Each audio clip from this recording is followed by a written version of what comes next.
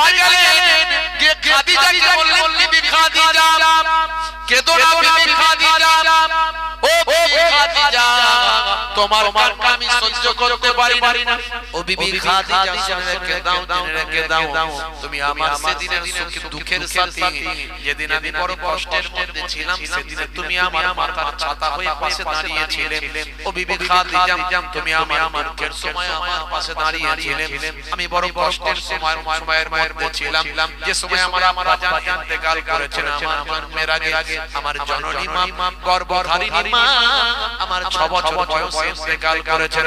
আমি দাদা জানের কাছে লালিত পালিত হলাম, দাদা জান দুনিয়া ছেড়ে বিদায় নিলেন। আমি চাচা জানের কাছে লালিত পালিত হলাম, চাচা জান দুনিয়া ছেড়ে বিদায় নিলেন। যে সময় আমার পাশে দাঁড়ানোর কেউ ছিল না, আমার মাথার ছাতা হয়ে দাঁড়ানোর, আমার পাশে শক্তভাবে দাঁড়ানোর আর কেউ ছিল না। ও বিবি খাদিজা, তুমি তো আমার পাশে দাঁড়িয়েছিলে, বলো বিবি খাদিজা, তুমি কাঁদবে আর আমি নবী বাড়ির বাইরে ওয়াজ করব, এটা হতে পারে না। বিবি খাদিজা, বলো তোমার দুঃখ যন্ত্রণা কষ্ট আমি নবী এখনি দূর করব।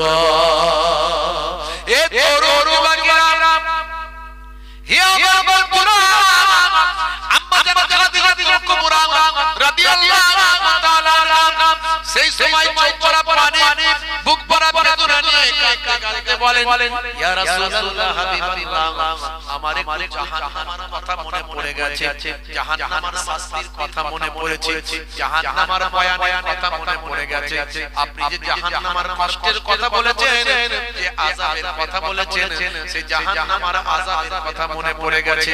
আরে খাদিজা, কি করব সেদিন, এই তার মধ্যে আছি। ইয়া রাসূলুল্লাহ, হাবিবাল্লাহ, আমার কাছে তিনটে শর্ত আছে। এক নাম্বার শর্ত হলো, আমি যদি মারা যাই, আমি যখন ইন্তেকাল হব, আমি আমার ইন্তেকালের পরে আমার কাফনের কাপড়টা আপনার গায়ে জুব্বা দিয়ে বানিয়ে দেবেন। এটা হলো আমার এক নাম্বার শর্ত। দুই নাম্বার শর্ত হলো, আমার কবরটা যখন খনন করা হবে, কবরটা খনন করা হলে কবরের মাটিটা যখন ক্লিন করা হবে, সমান করা হবে, সে সময় আপনি নামবেন, খালি গায়ে আমার কবরের মাটির উপর একবার গড়াগড়ি দেবেন। এটা হলো 2 নাম্বার। 3 নাম্বার হলো, ইয়া রাসূলুল্লাহ, হাবিবাল্লাহ, আমার ইন্তেকালের পরে আমাকে যখন কবরে দাফন করা হবে, আপনার সাহাবীরা যখন চলে যাবেন, আপনি কিন্তু যাবেন না, আপনি আমার মাথার তলায় বসে থাকবেন। আমার কবরে যখন কারনাকির ফেরেশতা এসে 3টে প্রশ্ন করবে, আমার 3টে প্রশ্নের জবাবটা আপনি নিজে দেবেন। যদি এই 3টে শর্ত মেনে নেন, তাহলে আমি খাদিজা আমার কান্না বন্ধ করব। দেখেছেন ভাইরা আমার, তরুণ যুবকেরা আমার, মুরব্বিয়ানেরা আমার, মুসলমান, কি মহব্বত, কি ভালোবাসা আমার নবী শিখিয়েছেন। আমার মায়েরা বোনেরা, স্বামী যেমনই হোক, খারাপ হোক, কচ্ছর হোক, বাজে হোক, অপরাধী হোক, যাই হোক, স্বামী বেনামাজি, স্বামী বিড়িখোর, যাই হোক, স্বামীকে কষ্ট দেবেন না, স্বামীকে কষ্ট দেবেন না, স্বামীর সঙ্গে খারাপ আচরণ করবেন না, স্বামীকে স্বামীর মর্যাদা দেবেন। আপনি কবরে বেঁচে যাবেন, কিয়ামতে বেঁচে যাবেন। আর স্বামী যে অন্যায়টা করছে, আপনার গুরুত্ব দেয় না, আপনার মর্যাদা দেয় না, আপনার সম্মান দেয় না, আপনার কষ্ট দুঃখের কথা স্বামী চিন্তা করে না, ও বেটা স্বামী বললি জাহান্নামে যাবে, আল্লাহ আপনাকে বাঁচিয়ে দেবে। আর স্বামীকে বলবো, যদি বাঁচতে চান, স্ত্রীর দুঃখ, কষ্ট, জ্বালা, যন্ত্রণা, দুঃখ এগুলো অনুভব করতে হবে। ঘরের বউ ঘরে আছে মনে করে যাই তাই করব না, চলবে না।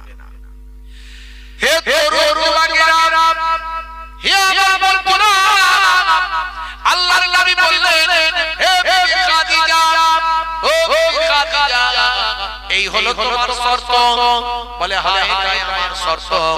এই 3টে শর্ত যদি আমার মেনে নেন, তাহলে আমি কান্নাটা থামাবো। আমার জাহান্নামের কথা মনে পড়েছে, বুকটা আমার দুরু করছে।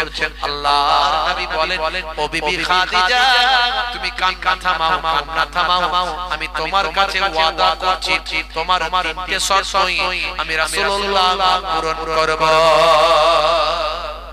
জোরে হবে না? ভাইরা আমার, নবী আমার ওয়াজ করতে শুরু করলেন। কিছুদিন কেটে গেল, আপনারা জানেন আল্লাহর নবীর থেকে মা খাদিজার বয়স 15 বছর বেশি ছিল। কথা ঠিক ঠিক। আল্লাহর নবীর 25 বছর যখন বয়স ছিল, মা খাদিজার বয়স 40। যতদিন মা খাদিজা হায়াতে ছিলেন ততদিন আমার নবী দ্বিতীয় স্ত্রী গ্রহণ করেননি। ভাবুন তো একবার, যারা আমার নবীর উপর ইলজাম দেয় যে আমার নবী নাকি স্ত্রী পিপাসু, আমার নবী নাকি নারী পিপাসু, তাদের জ্ঞান করা উচিত আমার নবীর 55 বছর বয়স হওয়ার পরে বাকি স্ত্রীগুলোকে সব ধারণ করেছিলেন, গ্রহণ করেছিলেন। সেই গ্রহণ করার পেছনে শর্ত হলো ইসলামের প্রচার প্রসার, পলিটিক্যাল ভাবে, সামাজিক ভাবে, রাজনৈতিক ভাবে, অর্থনৈতিক ভাবে এবং স্বীকৃতিগত ভাবে বিভিন্ন কারণে আমার নবীকে বিবাহগুলো করতে হয়েছিল স্বয়ং আল্লাহ তাআলার নির্দেশ অনুযায়ী। আমার নবী ভাই আমার 25 বছর বয়সে একজন কয়েকবার বিবাহ হওয়া বিধবাকে বিবাহ করে পৃথিবীর বুকে দেখিয়ে দিয়েছিলেন যে বিধবা বিবাহ আমি নবী স্বয়ং 1400 বছর আগে প্রতিষ্ঠা করলাম। যে সময় সারা পৃথিবীতে বিধবা হয়ে গেলে মানুষ, ভাইয়া নারীরা বিধবা হয়ে গেলে ভাইয়া তার মর্যাদা থাকে না, নারীদের কোনো সম্মান নাই পৃথিবীতে। যে সময় নারী ভাইয়া ট্যাক্স দিতে হতো, মুলাকাম জারি ছিল। যে সময় নারী স্বামী মারা গেলে স্বামীর সঙ্গে সতীদাহ করা হতো, সেই সময় চিন্তা করুন, আজ থেকে 200 বছর আগে, 300 বছর আগে, 400 বছর আগে আপনি কল্পনা করুন, অথচ নবী আমার 1450 বছর আগে বিধবাকে বিবাহ করে সারা পৃথিবীর বুকে ইসলামের নারীদের সম্মান তিনি প্রচার করেছিলেন, দেখিয়েছিলেন। সেই নবীর সম্পর্কে কথা বলতে গেলে আপনাকে পড়াশোনা করতে হবে, ভাবতে হবে। আল্লাহর নবী 55 বছর বয়স যখন মা খাদিজা যখন ইন্তেকাল করেন, মা খাদিজার ইন্তেকালের পরে আল্লাহর নির্দেশে বাকি স্ত্রীগুলো তিনি গ্রহণ করেছিলেন। তার মধ্যে পলিটিক্যাল কারণ ছিল, সামাজিক কারণ ছিল, অর্থনৈতিক কারণ ছিল, রাজনৈতিক কারণ ছিল, স্বীকৃতিগত কারণ ছিল। যে কারণগুলোর কারণে আল্লাহর নবীর জন্য স্পেশাল অনেকগুলো বিবাহ করতে হয়েছে ইসলামের প্রচার প্রসারের জন্য। জোরে বলে সুবহানাল্লাহ। ওটা নবীর জন্য স্পেশাল। একটা মানুষ তার চিন্তা করুন, তার যৌবন বয়সটা পার হয়ে গেল, একজন বিধবার সঙ্গে বিবাহ করে একজন বিধবার সঙ্গে লাইফটা নবীর আমার কেটে গেল। আর সেই নবীকে কিছু মানুষ, কিছু জালেম, তারা বলেন নবী নাকি নারী পিপাসু। যারা বলছো তারা নিজেদের দিকে একবার তাকিয়ে দেখো, নিজেদের ধর্মগুরু, ধর্মীয় পণ্ডিত, এরকম হাজারো উদাহরণ দেওয়া যাবে, তাদের দিকে একবার তাকিয়ে দেখো, তবে আমার নবীর কথা বলো। কেসিয়াস স্কেলের মতো মানুষ, টাইসনের মতো মানুষ, গ্যারি মিলারের মতো মানুষ, জেনিফারের মতো মানুষ, মাইকেল জ্যাকসনের মতো মানুষ, আসিফ আমলার মতো মানুষ, জুনায়েদ জামশেদের মতো মানুষ, মঈন আলী খানের মতো মানুষ, হ্যানুম্যানের মতো মানুষ, মিস্টার বেইলের মতো মানুষ, রিচমন্ডের মতো মানুষ, মরিস কাইরির মতো মানুষ, পৃথিবীর বিখ্যাত সেলিব্রিটি, তারা আমার নবীকে নিয়ে অনেক গবেষণা করে নিয়েছে। তুমি যে কথাগুলো বলছো সেগুলো তারা গবেষণা করে আমার নবীকে সৎ, অনেস্ট এবং প্রশ্ন পাথরে যাচাই করে আমার নবীর মতো মানুষ পৃথিবীতে কেউ হয়নি আর হবে না বলে তারা আমার নবীর শিষ্য হয়েছে। ভাইরা আমার, তরু হে দেওয়ানা, হে আমার পুরানা, শুনে রেখে দিন বাবা, জেনে রেখে দেন আল্লাহর নবীর স্ত্রী আম্মা জান খাদিজাতুল কুবরা রাদিয়াল্লাহু তাআলা আনহা ইন্তেকাল করলেন নবী আমার কেঁদে জারেজার হয়ে গেলেন আহারে খাদিজা আমার সুখের সাথী খাদিজা আমার দুঃখের সাথী সেই খাদিজাকে আমি হারালাম আমার আল্লাহ তাকে ডেকে নিয়েছেন খাদিজা দুনিয়া ছেড়ে বিদায় নিয়েছেন আম্মা জান খাদিজা ইন্তেকালের পরে নবী আমার অনেক কেঁদেছিলেন চোখ দিয়ে নবীর আমার পানি ঝরঝর করে পড়েছিল এ তরুণ যুবকেরা আল্লাহর নবী নিজের কাফন নিজের পা দিয়ে মা খাদিজা কাফনের কাপড়টা বানিয়েছিলেন হে যুবকেরা হে যুবকরা দুই নাম্বার শর্ত পূরণ করলেন সাহাবীরা যখন আম্মা জান খাদিজা কুবরা রাদিয়াল্লাহু তাআলা রাউজা মুবারক যখন কবরটা যখন খনন করলেন কবরের মাটিটা যখন সমান হয়ে গেল আল্লাহর নবী তখন কবরের মাটিতে নেমে পড়লেন খালি গায়ে হয়ে গেলেন মাহারে নবুয়ত ওয়ালা নবীর ইসলাম ছিল পিঠে নবীর ঘাড়ের নিচে আর পায়া আমার গলার ঘাড়ের নিচে এই যে উঁচু জায়গা এখানে নবীর একটা আল্লাহর কুদরতি স্ট্যাম্প ছিল একটা মাহারে নবুয়তের স্ট্যাম্প সেখানে মুহাম্মদ রাসূলুল্লাহ বলে লেখা ছিল মুহাম্মদ সাল্লাল্লাহু আলাইহি ওয়াসাল্লাম আল্লাহর রাসূল যে লেখাটা দেখার জন্য সাহাবায়ে কেরামেরা অস্থির হয়ে থাকতেন নবী আমার তো খালি গায়ে থাকতেন না কখনো কখনো স্পেশাল নবীকে খালি গায়ে হতে হয়েছে আম্মা জান খাদিজা কুবরা রাদিয়াল্লাহু তাআলা আনহা রাউজা মুবারকের করা দেবার জন্য নবী আমার খালি গায়ে হলেন কবরে নেমে গেলেন নবী আমার ঝরঝর করে কেঁদে কেঁদে কবরটা দু চারবার করা দিতেন শুরু করলেন খালি গায়ে নবী আমার কবরে করা দিয়ে আম্মা জান খাদিজা জাতীয় শর্তটা পূরণ করলেন আল্লাহর নবী আম্মা জান খাদিজাকে কবর করলেন সাহাবায়েরা চলে গেলেন নবী আমার চোরা পানি বড় বেদনা নিয়ে আম্মা জান খাদিজাতুল কুবরা রাদিয়াল্লাহু তাআলা আনহাকে কবরস্থ করে মাথার কাছে চুপ করে বসে রইলেন আহা বসে আছেন আল্লাহর নবীর বায়ামায় কালকাল চোখখানা রুহানি চোখ নবীর চোখটা আম্মা জান খাদিজার কবরের ভিতর প্রবেশ করালেন এমন সময় দেখেন ফেরেশতা এখনো ঢুকছে না ফেরেশতা যখন প্রশ্ন করবে আল্লাহর নবী জবাবটা দেবেন এরই জন্য নবী আমার অপেক্ষা করছেন মাথার গোড়ায় দীর্ঘ সময় ধরে ফেরেশতা কিন্তু প্রবেশ করছে না নবী আমার সব করছেন আমার নবীকে আমার আল্লাহ সেই চোখ দিয়েছিলেন আল্লাহর নবী এক সময় সাহাবায়ে কেরামদের বলেছিলেন ইন্নী আরা মা লা তারাউনা ওয়া আসমাউ মা লা তাসমাউন হে দুনিয়ার মানুষ শোনো আমি যা জানি তোমরা তা দেখো না আর আমি যা শুনি তোমরা তা শোনো না আমার নবী 63 বছর জীবন জিন্দেগিতে যখন নবী আমার ঘুমিয়েছেন নবীর চোখ দুটো ঘুমিয়েছে নবীর অন্তর কখনো ঘুমায় না তাই আল্লাহর নবী ওযু না করলেও কোনো অসুবিধা ছিল না নবীর কাল কখনো ঘুমায় না আত্মা কখনো রূহ কখনো ঘুমায় না অন্তর কখনো ঘুমায় না আমার নবীকে আমার আল্লাহ সে ক্ষমতা দান করেছিলেন নবীকে পৃথিবীর সমস্ত নবীদের ইমাম বানানো হয়েছিল যে নবীরা হাতের লাঠি চাললে অজগর বিশাল বড় সর্প হয়ে যায় হাতটা গোল করলে সূর্যের মতো আলো হয় যে নবীদেরকে আল্লাহ মুজিজা দিয়েছিলেন কুষ্ঠরোগী মানুষের শরীরে হাত দিলে ভালো হয়ে যায়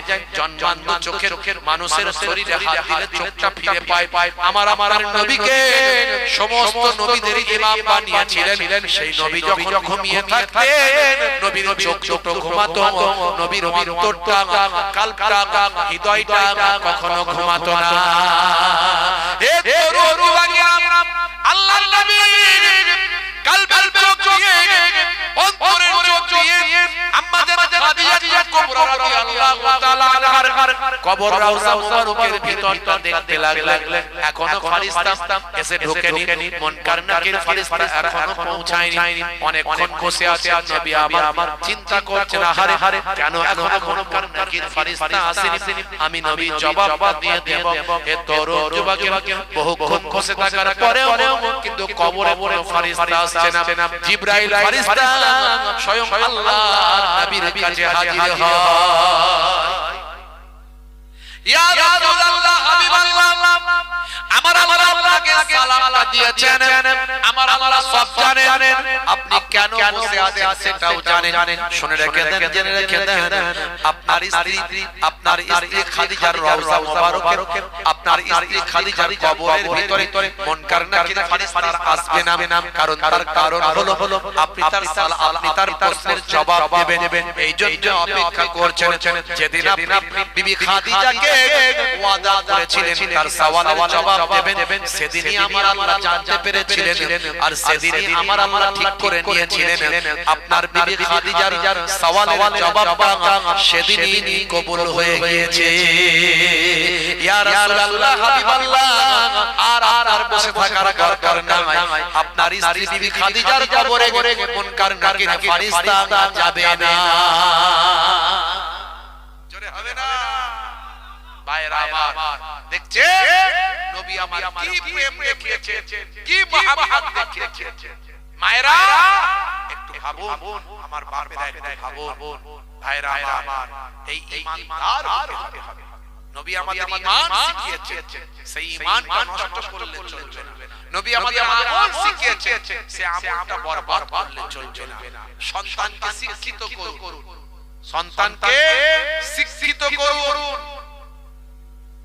অনাহারে অনাহারে থেকে পড়াশোনায় খামতি করবেন না আমরা কঠিন বিপদের মধ্যে আছি পরিস্থিতি খুব খারাপ বুঝতে পারছেন মুসলমানের জীবনের কোনো দাম নাই মুসলমানের জীবনের কোনো দাম নাই বাংলাদেশের দীপু দাসকে হত্যা করেছে উগ্রবাদীরা যারা করেছে ওরা নামে মুসলমান কাজে মুসলমান নয় চরম শাস্তির দাবি করেছে এটা অন্যায় এটা অপরাধ ইসলামে তাদের কোনো ক্ষমা নাই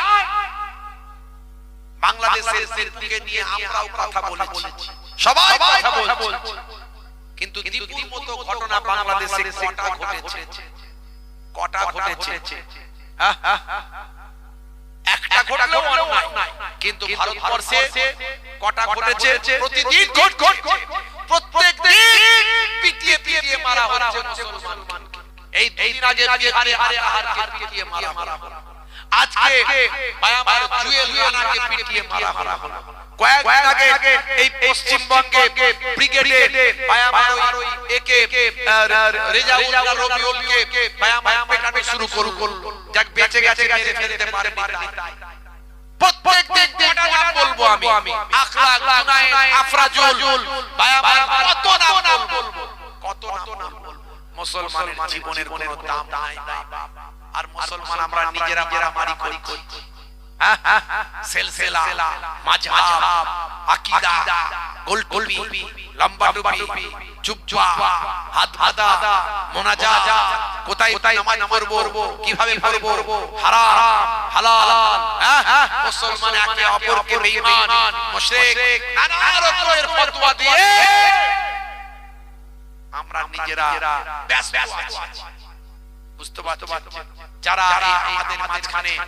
যারা আমাদের মাঝখানে ফতোয়াবাজি করে মুসলমানের মধ্যে লড়াই লাগাচ্ছে এদের জেনে রাখুন এরা কিন্তু এজেন্ট এরা হচ্ছে এজেন্ট যারা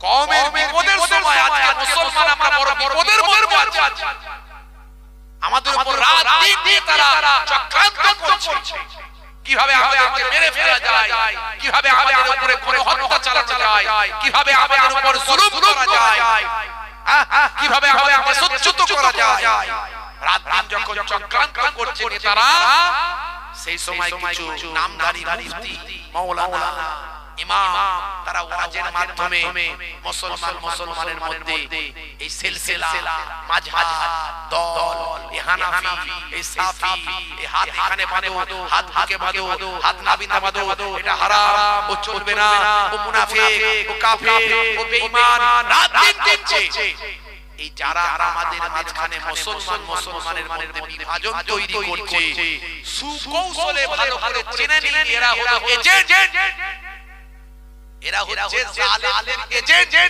এদের দিয়ে মুসলমানের মধ্যে আবার বিভাজন করার টাকা পয়সা দিয়ে করানো হচ্ছে এটা মাথায় রাখবেন এরা যদি স্টেজে উঠে ওয়াজ করে এদেরকে বলবেন নেমে যান ওয়াজ করার দরকার নাই আপনার ওয়াজে আমাদের কোনো ফায়দা হবে না इस्लाम तोड़ने का नाम नहीं है जोड़ने का नाम है अंधे को रास्ता दिखाने का नाम है इस्लाम भूखे को खाना खिलाने का नाम है इस्लाम प्यासे को पानी पिलाने का नाम है इस्लाम अमानत का नाम है इस्लाम इबादत का नाम है इस्लाम और मोहब्बत का नाम है इस्लाम इस्लाम तोड़ने का नाम नहीं है जोड़ने का नाम है আর তুমি আমাদের মাঝখানে ছোট ছোট মাসলা মাসাইল গুলো নামাজ রোজা নিয়ে আমাদের মধ্যে মারপিট লাগাতে এসেছো নেমে চলে যাও বাবা ওয়াজ করার দরকার নাই এরকম বক্তাদের ওয়াজ শুনবেন না শুনতে দেবেন না এরকম বক্তাদেরকে পিটাই দিবেন না কারণ এই জুনায়েদ আফরাজুল তাবরেজ আনসারী আর আজকে যাকে মারা হলো জুয়েল রানা এরা ছোট বাচ্চা আজকে জুয়েল রানার 21 বছর বয়স এ কোন সিলসিলা ছিল কোন সিলসিলা কোন মাযহাব হানাফি সাফি মালিকি হাম্বলি আমাকে বোঝাও দাও খালি বুঝেছে ও মুসলমান পিটিয়ে মেরে ফেলেছে চিন্তা করুন আরে কিসের বলবাজি করছেন আপনারা ভাইরা আমার কঠিন পরিস্থিতির মধ্যে দিয়ে আমরা যাচ্ছি আমাদের যোগ্য লিডার নাই নেতা নাই যাদেরকে আমরা মনে করি আমাদের হয়ে কথা বলবে তারা সবাইকে নিয়ে কাজ করে না তারা নিজেদের দল তৈরি করে নিজেদের ক্ষমতা প্রতিষ্ঠিত করে বুঝতে পারছো যোগ্য নেতা আমরা এখনো পাইনি পশ্চিমবঙ্গের মানুষ তাই আমাদের ভালো ভালো ভাবতে হবে খুব ঠান্ডা মাথায় চলতে হবে কোন রকম উস্কানি থেকে দূরে থাকতে হবে প্রশাসনের উপর ভরসা রাখতে হবে আইনের উপর ভরসা রাখা ছাড়া আমাদের কোনো উপায় নাই আইনের উপর ভরসা রাখতে হবে আইনকে হাতে তুলে নেবেন না বিধানসভার আগে অনেক অশান্তি চলবে অনেক গন্ডগোল চলবে খুব শান্তভাবে চলতে হবে ঐক্যবদ্ধভাবে থাকবেন একে অপরের বিপদে পাশে দাঁড়াবেন সন্তানদেরকে শিক্ষিত করবেন একমাত্র সব সমস্যার সমাধান হলো শিক্ষা সব সমস্যার সমাধান হলো শিক্ষা আপনার ঘরের ছেলেটার মেয়েটার যে মেধা আছে মেরিট আছে সেই মেধা মেরিটটাকে নষ্ট করবেন না সেই মেধা মেরিটটাকে নষ্ট করবেন না অনেক রকম ভাবে পড়াশোনা করানো যায় সাহায্য সহযোগিতার অনেক দরজা খোলা আছে আপনার ঘরের মেধা মেরিট ছেলেটাকে আইএস আইপিএস ডব্লিউবিসিএস বায়া প্রশাসনিক লেভেলে নিয়ে যান প্রশাসনিক লেভেলে বেশি করে নিয়ে যাওয়ার চেষ্টা করুন লড়াই করেই যেতে হবে গণতান্ত্রিক পদ্ধতিতে লড়াই সংবিধান রক্ষার লড়াই এগিয়ে যেতে হবে আপনার সন্তানটাকে আইএস আইপিএস ডব্লিউবিসিএস অফিসার করুন জি হ্যাঁ হে তরুণ বাগেরা হে আমার পুরানা শুনে রেখে বাবা জেনে রেখে দেন শিক্ষার কত মর্যাদা শিক্ষার কত দরজা আমি আপনাদের মাঝখানে বলি হে যুবকেরা মুসলমান আগের থেকে অনেক বেশি শিক্ষিত হয়েছে হয়তো চাকরি বাকরিতে আমরা অনেক পিছিয়ে আমাদের ঠিক মতো চাকরি বাকরি থেকে শুরু করে সেভাবে আমাদেরকে জায়গা দেওয়া হয়নি কিন্তু আগে থেকে মুসলমান অনেক শিক্ষিত হয়েছে তা বলে আমরা শিক্ষা থেকে দূরে থাকব না চাকরি বাকরির জন্য শিক্ষিত হব এই চিন্তা ভাবনা নিয়ে আমরা শিক্ষিত হব না শিক্ষিত হব এই জন্যই শিক্ষাই হলো জাতির মেরুদণ্ড আর শিক্ষা গ্রহণ করতে আল্লাহ বলেছেন নবী বলেছেন আল্লাহর নবী বলেন উতলুবুল উলামা মিনাল মাহাদি ইলাল্লাহ মায়ের কোল থেকে মৃত্যুর কোল পর্যন্ত শিক্ষিত হতে থাকো তালাবুল ইলমি ফরিদা আলা কুল্লি মুসলিমিনা মুসলিমাত প্রত্যেকটা মুসলমান নর নারীর জন্য ইলম জ্ঞান অর্জন করা হলো ফরজ কারণ শিক্ষিত হলে হাজারটা রাস্তা খুলে যায়, আপনার ইনকামের হাজারটা পথ খুলে যাবে, আপনি সঠিক পথের দিশা পেয়ে যাবেন। হে তরুণ যুবকেরা, শিক্ষার বড় আজও বেশি অনেক শিক্ষিত হতে হবে। আগের থেকে শিক্ষার হার বেড়েছে, তবুও আরো বেশি আমাদের শিক্ষিত হতে হবে। একটা ছোট্ট উদাহরণ দিই আপনাদের মাঝখানে। হে তরুণ যুবকেরা, আমার মুরব্বিয়ানেরা, জায়গাটার নাম হলো গুজরাট। গুজরাটের ভাবনগর বলে একটা জায়গা আছে, সেখানে তরুণ যুবকেরা গোখিয়া বলে একটা গ্রাম আছে, সেই গ্রামে একটা গরিব কৃষক পরিবার, এসটি এসসি ফ্যামিলি, নিম্ন সম্প্রদায় গরিব কৃষক পরিবারের একটা সন্তান। তার ছোট সন্তানটা হলো আমার 3 ফুট লম্বা, তার নাম হলো গণেশ।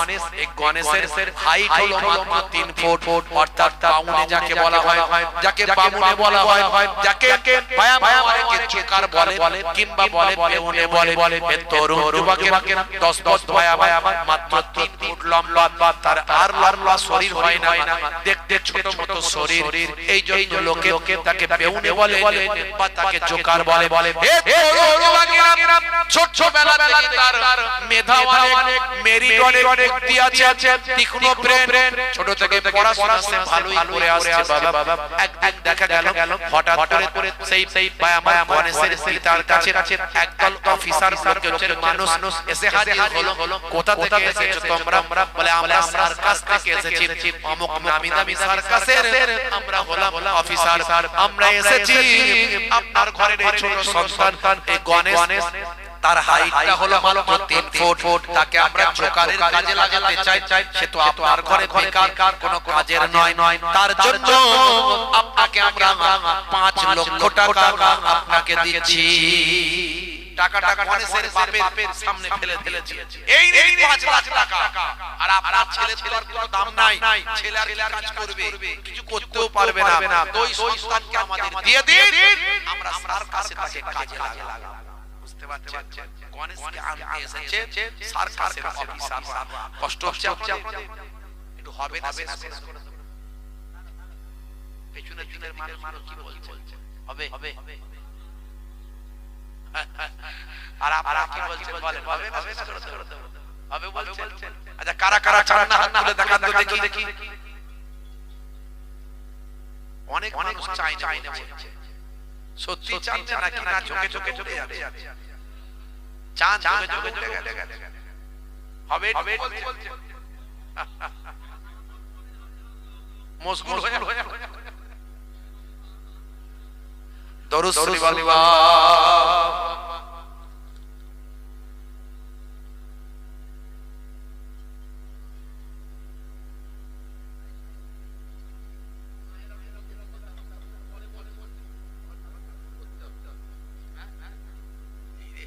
দেরি করে বললে হয় তো 12 রবিউল আউয়ালে রহমত ওয়ালা নবী এলো রে, সাফাত তাজ পরে জামিনে বরকত ওয়ালা নবী এলো রে, এলো রে ভাই এলো রে, কাউসার ওয়ালা নবী এলো রে। জোরে হবে না? জোরে হবে না? ওই আকাশ বাতাসে চন্দ্র তারা, ওই রাত বলে ও গো প্রভু, দাও না আমার মাঝেতে দিন বলে ও গো প্রভু, দাও না আমার বুকেতে দিন ও রাতের মাঝেতে, দিন ও রাতের মাঝেতে এলেন নবী সুবহে সাদেকে, 12 রবিউল আউয়ালে রহমত ওয়ালা নবী এলো রে, সাফাতের তাজ পরে জামিনে বরকত ওয়ালা নবী এলো রে, এলো রে ভাই এলো রে, কাউসার ওয়ালা নবী এলো রে। জোরে হবে না? আর জোরে হবে না? ওই আকাশ বাতাসে চন্দ্র তারা, খুশিতে তারা মেতেছে আসমানি হুরফারে সিতারা দেখার তরে উকি মেরেছে দাদু মুত্তালিব খুশি হয়ে দাদু মুত্তালিব খুশি হয়ে মক্কাবাসীর দাওয়াত করেছে 12 রবিউল আউয়ালে রহমত ওয়ালা নবী এলো রে সাফাতের তাজ পরে জামিনে বরকত ওয়ালা নবী এলো রে ভাই এলো রে কাউসার ওয়ালা নবী এলো রে আল্লাহুম্মা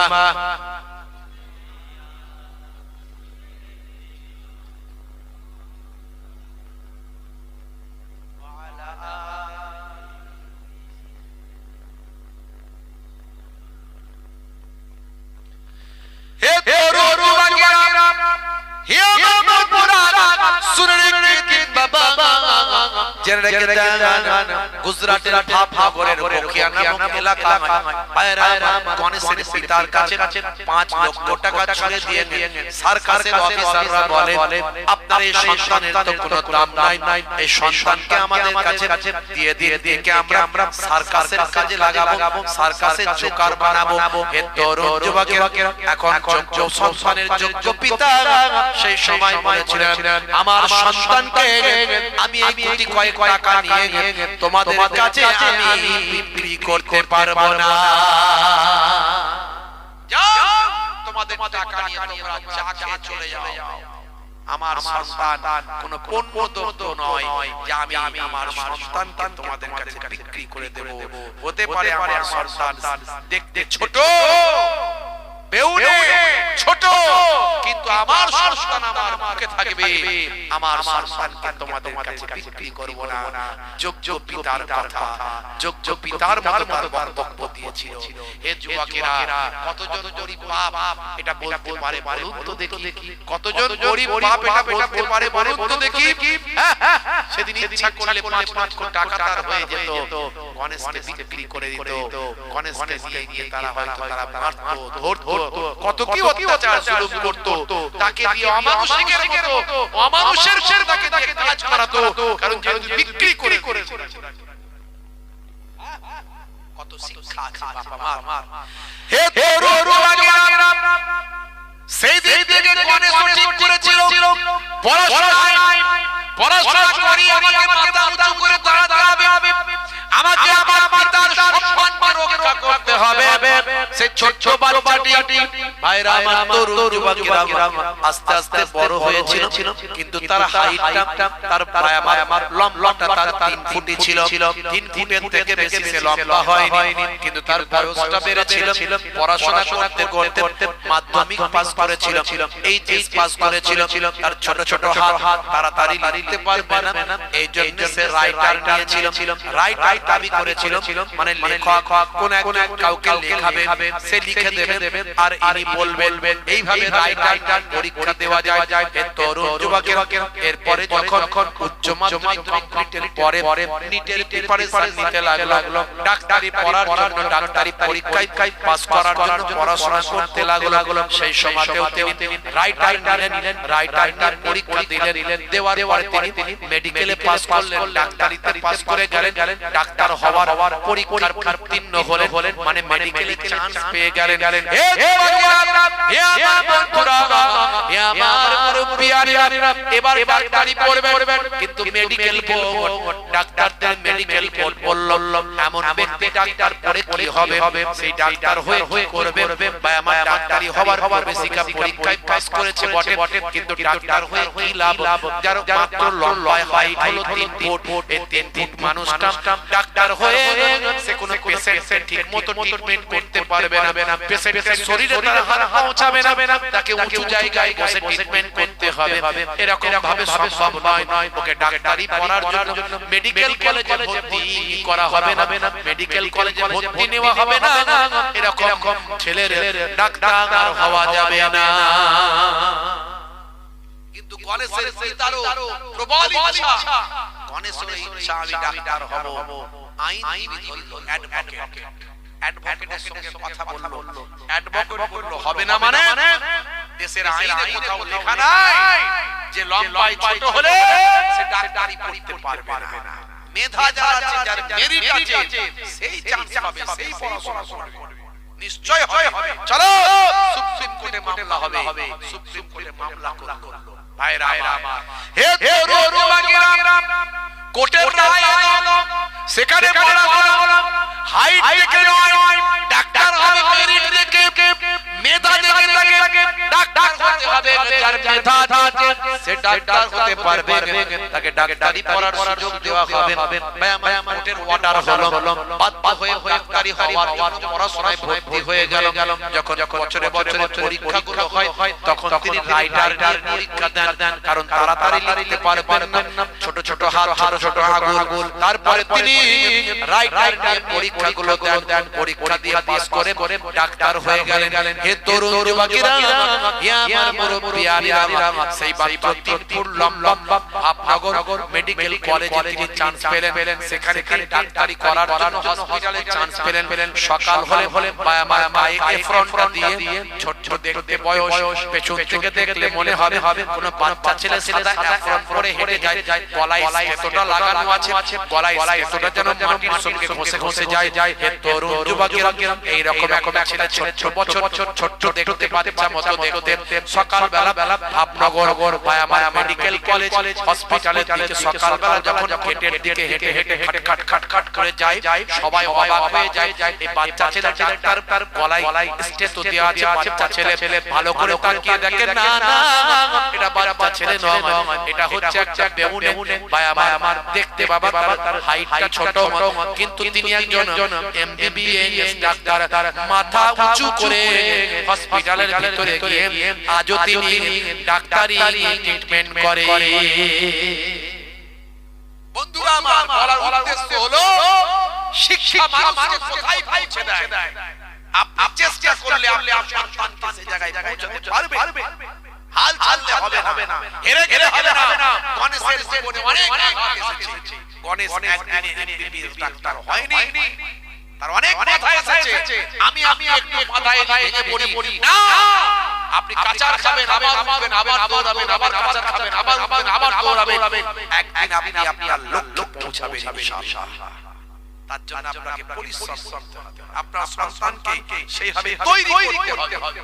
কারণ লড়াই করে এগোতে হবে আমাদের সমাজে। অনেক কথা আছে বন্ধুরা আমার, সুশিক্ষায় শিক্ষিত করুন, আপনার সন্তানকে নামাজি বানান, আপনার সন্তানকে ঈমানদার বানান, আপনার সন্তানকে আল্লাহওয়ালা বানান।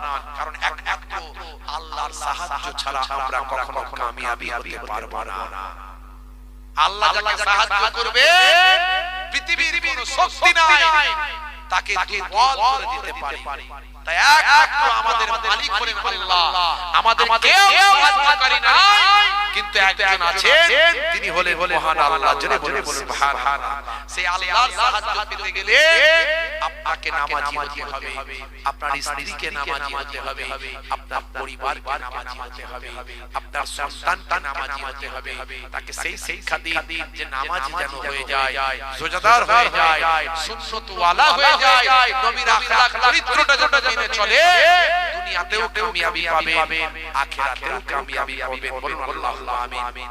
বলুন আল্লাহুম্মা আমিন। আমার আল্লাহ আমাদের নামাজি সুন্নতওয়ালা বানিয়ে দেন। বলুন আল্লাহুম্মা আমিন। ভাইরা আমার, তরুণ যুবকেরা আমার, মুরব্বিয়ানেরা আমার, যাওয়ার আগে, বিদায় দেওয়ার আগে একটুখানি বলবো, একটু আবেদন এসেছে, একটুখানি যদি আপনারা দান সাহায্য সহযোগিতা করেন তাহলে ভালো হয়। একটু যতটুকু সম্ভব আমার মায়েরা বোনেরা করে ব্যবস্থা করে আমি শুনেছি। তবে যদি একটু সহযোগিতার হাত কিছু ব্যবস্থা তো নাই, তাহলে কি হবে? একটুখানি আমি আপনাদের কাছে চাইবো, আপনারা একটুখানি মায়েদের বোনেদের আজকে যে জান্নাতের বাগান তারা তৈরি করার জন্য সহযোগিতা করেন, তারা সব ব্যবস্থাপনার দায়িত্বগুলো পালন করেন, তারা সব কিছু টাকা পয়সা দিয়ে খরচ খরচা করেন। আর মায়েরা বোনেরা তাদের এই খরচ খরচা একটু সহযোগিতার হাত তারা বলেছেন যে একটু একটুখানি যদি মানুষজন যায় বড় খুশি হব। জি হ্যাঁ, এটা একটুখানি আমি আপনাদের কাছে দান চাইবো। একবার দরুদ শরীফ আল্লাহুম্মা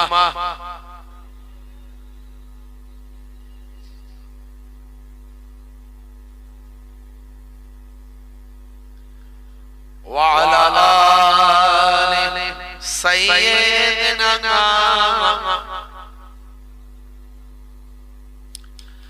ओ शहरे मोहब्बत जहां मुस्तफा है वही घर बनाने को दिल चाहता है। ओ शहरे मोहब्बत जहां मुस्तफा है वही घर बनाने को दिल चाहता है। ओ सोने से कंकर ओ चांदी सी मीठी नजर में बसाने को दिल चाहता है।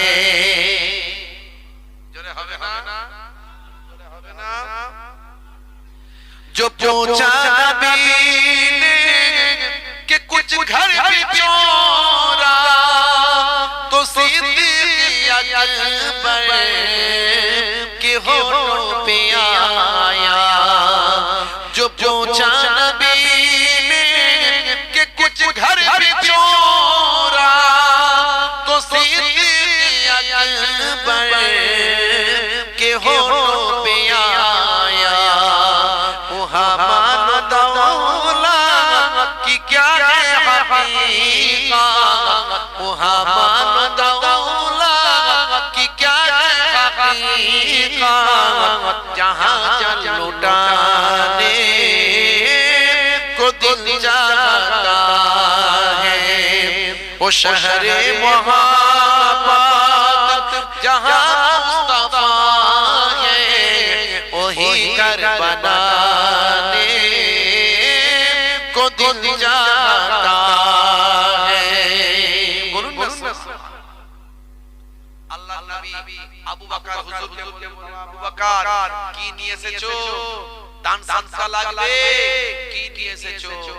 আবু বকর সিদ্দিক হুজুর বললেন, আমার বাড়িতে যা ছিল সবটা নিয়ে এসেছি, বাড়িতে শুধু আল্লাহ এবং রাসূলের মহব্বত ভালোবাসা রেখে এসেছি। জোরে হবে না?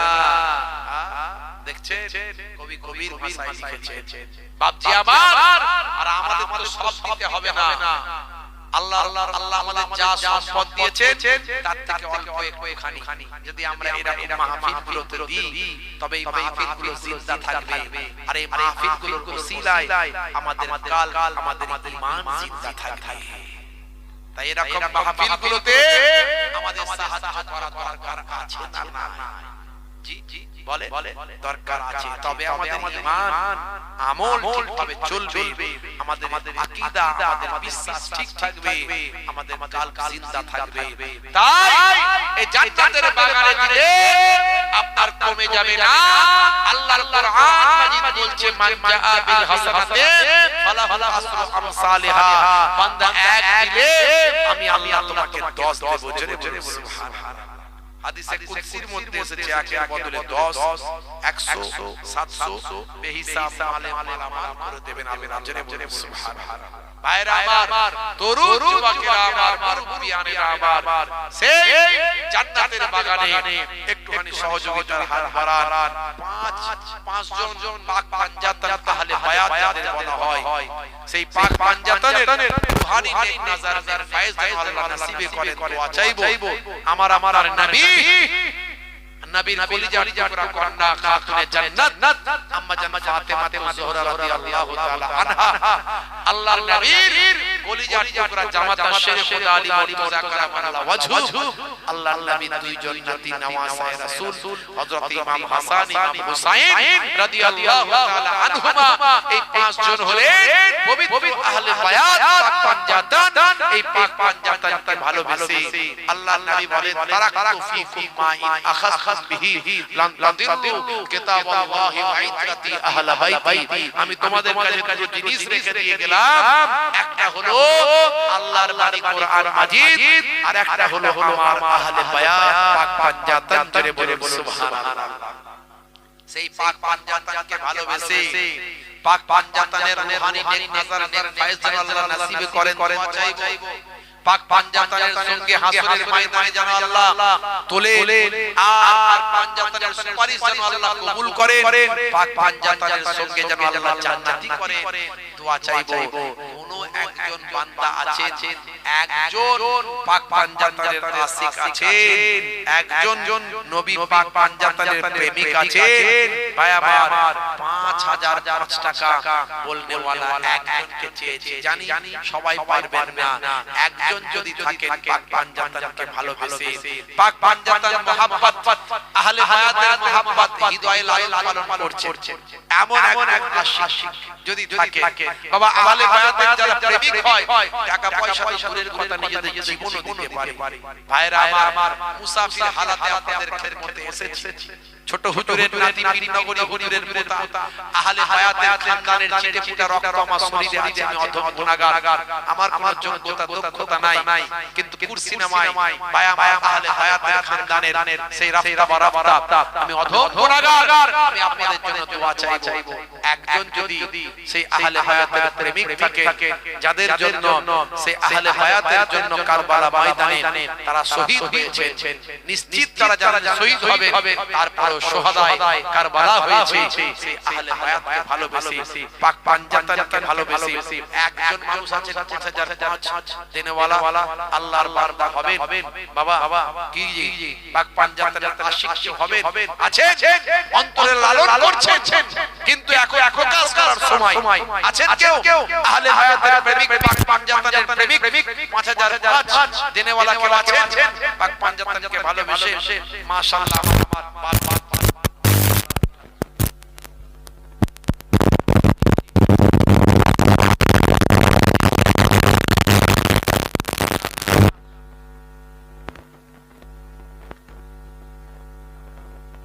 আমার দেখেছেন আহলে হায়াতের প্রেমিক বড় আশা করে দান করেছে বড় আশা করে আল্লাহ চাইলে সবই আল্লাহ আমার আল্লাহ যেটা যদি চান আল্লাহ আশা পূর্ণ করতে পারে আল্লাহর ইচ্ছা আবার আল্লাহ যাতে রাজি তাতে পানে হতে হবে রাজি এটাই হলো ঈমানদারের বড় পরিচয় আমার মার্জি